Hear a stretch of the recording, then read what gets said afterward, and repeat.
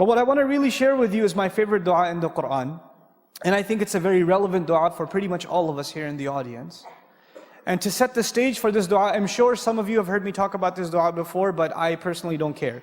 I'm going to repeat it because فَذَكِّرْ إِنَّ فَعَتِ الذِّكْرَى, reminder has benefit. So I hope to benefit myself and all of you with this reminder.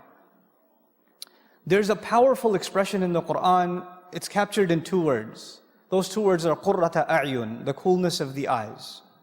A simple translation will yield coolness of the eyes. And it's mentioned in a number of occasions. It's also found in a hadith of the Messenger sallallahu alaihi wasallam. Okay. Before I tell you how it's used in sacred text, I want to tell you how the ancient Arabs used to use this figure of speech, this expression. It's really a figure of speech, so we can't really understand it literally. It means something more. In the Arab idiom, there were 2 expressions. Without getting too technical with you guys, there's the eyes becoming cool and the eyes becoming warm. That's the first thing I'd like you to know. The Arabs had 2 figures of speech, the eyes becoming cool and the eyes becoming warm. When somebody is shedding tears of sorrow, they're suffering the worst kind of fate. They are in deep depression and sadness and calamity. Then when you would look at them, the Arab would say at least, his eyes have become warm. One of the worst curses, you can curse upon someone in the Arabic language, in ancient Arabic, أَثْخَنَ اللَّهُ عَيْنَهُ, may Allah make his eyes warm.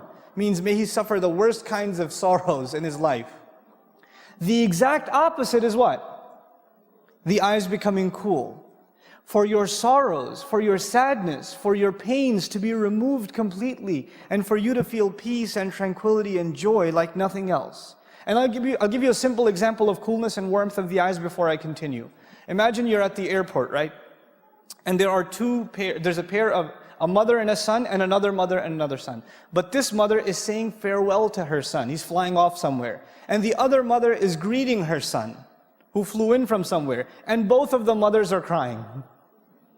But one of them, their eyes is cool, and the others, the eyes are warm. One is shedding tears of joy. She sees her son after many years. She's crying too, but these are eyes becoming cool. The other's letting go of her son. These are what? The eyes becoming warm. You understand the difference? Right? Now, another, a few pieces of context before I go further. The poet in Arabia says, the eyes of my tribe will remain warm. And he's actually an assassin also. Yeah, poets are assassins. It's kind of an Arab thing, I guess. But so he's waiting on a sand dune, waiting to kill the tribe leader that has offended his tribe. And he makes poetry in the meantime.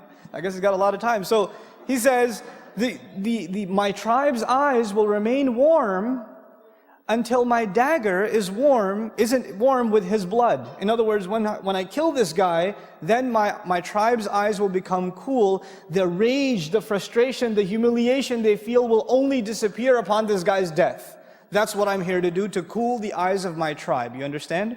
So it's a means of relieving frustration and anger and ill feelings. That's how in which context it's used. But then there's a final context that I want to share with you in Arabic literature, where this expression is found. It's very beautiful, actually. The Arab used to travel in the desert, and there's a sandstorm. And in a sandstorm, the Arab would, wrap his face up, because obviously your face is being pounded with sand. Now the camel on which he's riding, Allah created the camel in a magnificent fashion. The eyelids of the camel actually trap sand and drop them. It doesn't even have to blink. It's got a screen in front of its eyes that captures sand and drops it. We don't have that, that screen system in our eyes, but the camel does. But now the rider, he can't afford to cover his eyes, can he? Because if he covers his eyes, what's the problem? He doesn't know where he's going. So he has to keep his eyes exposed. And so finally he finds a cave. He finds some refuge. And he says, interestingly, my eyes have finally become what? Cool. In other words, in literature, we find the precedent of the eyes becoming cool equated with finding refuge from a storm. Finding refuge from a storm. Now I've set the stage for you for what this expression stands for, but I still haven't told you my favorite dua, though I recited it in the beginning. This is at the conclusion of the 25th surah of the Quran. Allah Azza wa Jal says, Rabbana, He tells us to say, وَالَّذِينَ يَقُولُونَ, those who say, رَبَّنَا هَبْ لَنَا مِنْ أَزْوَاجِنَا وَذُرِّيَّاتِنَا قُرَّةَ أَعْيُنٍ وَجَعَلْنَا لِلْمُتَّقِينَ إِمَامًا. Our Master, our Lord, gift us, grant us. In Quran we find atina, give us, أعطنا, to give a grand gift. But gift us an unexpected gift, a beautiful gift. Hab lana. This is a gift you're asking Allah to give you. And lana is muqaddam. This prepositional phrase is brought earlier, especially for us. We're asking for a special favor to Allah. And what is this favor that we're asking Allah Azza wa Jal? Grant us from our spouses, and not just our children, which is awlad, dhurriyatina. You know, wa dhurriyatina, future generations of us. In other words, you're not even asking for your immediate children, but your lineage from, for generations to come. Grant us from all of them coolness of eyes. Make our eyes cool by means of our spouses and by means of our children. And I say this is my favorite dua for a reason. One, I'm married and I do have children and a spouse. But two, all of us have to appreciate the power of this dua because of the crisis of the world today. The world's fundamental institution of family is under attack. Most of the people here, even Muslims, are not immune from this problem. In many of our homes, the storm that I said, when you find coolness of the eyes, you find refuge from the storm. The storm is not outside the house. The storm is inside the house. And you have to get away from home to get away from the yelling and the screaming and the name calling and the insults and the depression and the sadness and the friction between husband and wife and parent and children. Our homes are broken. Brother is not talking to brother. Parents are not talking to children. How many of all the shuyukh, I can bet you, I can almost guarantee you, all of the speakers that have come to this conference, some mother, some father, some husband, some wife has come up to them and said, I've got this problem. I can't talk to my kid. He yells at me. We can't talk anymore. He's doing these things, I don't know how to stop him. My husband, my wife this, my husband this, subhanallah.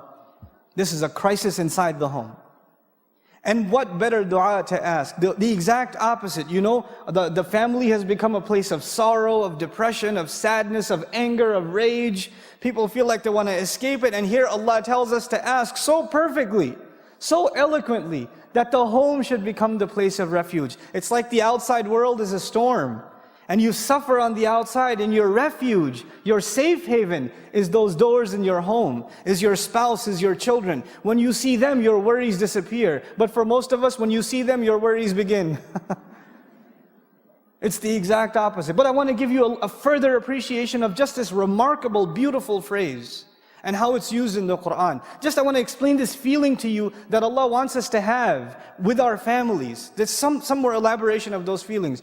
Some of the strongest emotion that exists in human existence, the strongest emotion I can think of is the emotion a mother feels for her child. It is the strongest bond. Many of you in the audience are married, and when you're first married, you're obsessed with the husband, you're obsessed with the wife. You're so awesome. No, you're awesome. How perfect Allah makes the pairs. I can't believe you're my husband. I can't believe you're like all weird in the beginning. Yeah. People look at you funny. The guy's got a goofy smile on his face all the time. The husband's name is mentioned and she gets shy. 10 years go by. The husband's name is mentioned. Right? But anyway, before that happens, when you have your first child, the husbands will realize this. Already? Okay. All right. The husbands will realize this. You're talking to your wife about something, the baby's in the other room. The husband doesn't even have the ears for this one. The baby just does a little That's it. That's all it does. And guess what happens to the mother? That conversation is over. He was in the middle of telling her how his day went, and it was a really important meeting, and where are you going? What happened? Spider sense goes berserk, and you go in the other room, and you pick up the child. Nothing comes between who? Mother and child. Nothing comes between them. It is the strongest bond. Now I'm talking to the mothers in the audience for a second. Can you imagine the state of Musa's mother's heart? She puts her baby in the water.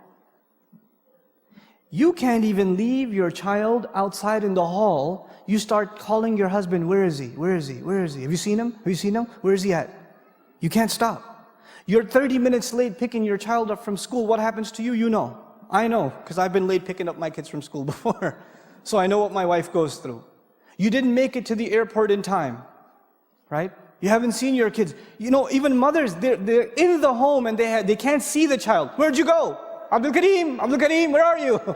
I'm in the bathroom, Mom, relax, I'm here. But there's this desperate, can you imagine her feelings? She's putting her child in what is apparently certain death, because what's behind is even more graphic. So she's in this desperate situation. Does she know what happened to the child? She does. Can you imagine not knowing what's happening to your child after you know that they're in a dangerous situation? Can you even imagine? Subhanallah.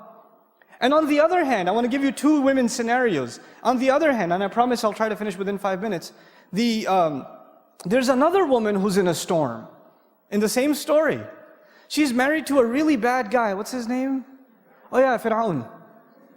And you know, sometimes women are in a difficult domestic situation, and usually in a society like ours, you can call the domestic hotline, you can call the cops if there's abuse, whatever. Now, we don't know if there's physical abuse, but the Quran certainly indicates psychological abuse, so much so that she has to ask for rescue, right? She's in this terrible marriage, and she can't even call the cops. Well, why not? Because he owns the cops.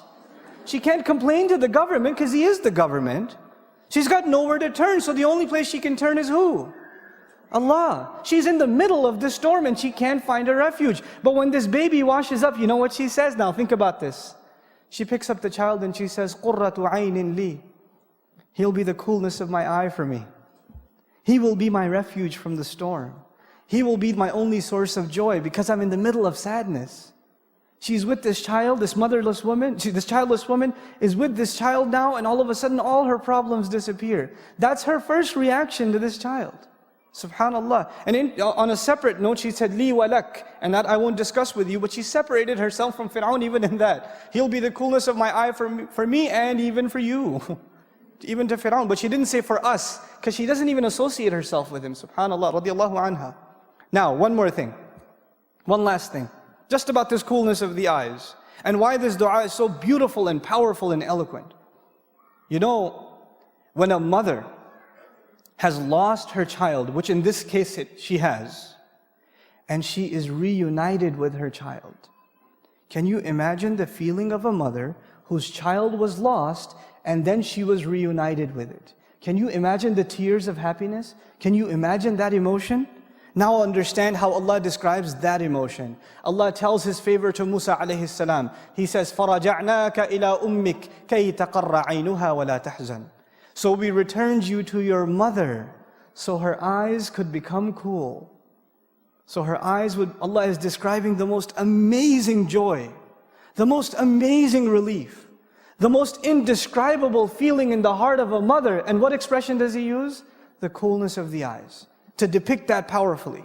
And so we ask Allah, give us from our spouses and our children coolness of eyes. That's what we ask Allah. When somebody said, I want to get married, go further. Not just get married, I want to get married to a spouse that will cool my eyes. That I'll be the coolness of their eyes and they'll be the coolness of mine. And Allah Azza wa Jal took the dua further. And then we understand why talk about future generations. And I'll conclude with this. وَجْعَلْنَا لِلْمُتَّقِينَ إِمَامًا. And make us leaders over those who are cautious, conscious, fearful, pious, righteous. Those who are fearful before Allah. And you know what that makes you realize? It makes you realize your relationships right now aren't just about you. You're setting a precedent in your family for generations to come. So when you are not acting as good husbands and good wives and good parents and good children, what are your future generations going to be doing? And who's going to be answerable for that negative trend that was started by you? Who's going to be answerable for that? So it's an intelligent dua that we should find coolness of the eyes, not only in our immediate family, but the future generation should be people that are righteous too. Because when we're raised on Judgment Day, we are imam over the entire family, whether they were messed up or not. So we better ask for the kinds of people, if they're underneath us, not those who are dragging us down on Judgment Day, but those who are elevating us. And we beg Allah that He give all of us those kinds of families. So the biggest favor you can do to me and the scholars here, because none of us are immune from this. This dua is something you and I, everyone, every Muslim, and this is even something that non-Muslims need today. They have no peace in their families. So I beg all of you sincerely that we all make this sincere dua to Allah. Yes, I know time's up, 0 minutes. Yeah, 0 minutes, really nice. رَبَّنَا هَبْ لَنَا مِنْ أَزْوَاجِنَا وَذُرِّيَّاتِنَا قُرَّةَ أَعْيُنٍ وَاجْعَلْنَا لِلْمُتَّقِينَ إِمَامًا. I sincerely pray that Allah Azza wa Jal gives all of us and makes from our spouses and our children those that are the coolness of our eyes, and that He makes us an imam, a leader over those that are pious and righteous. May Allah forgive all of our shortcomings, accept all of our dua, and make the means of our forgiveness easy upon us. But this is once again at the end of Surah Al-Furqan. Barakallahu li wa lakum fil Qur'an al-Hakim wa nafa'ni wa iyyakum bil ayat wa dhikr al-Hakim. Wassalamu alaikum wa rahmatullah.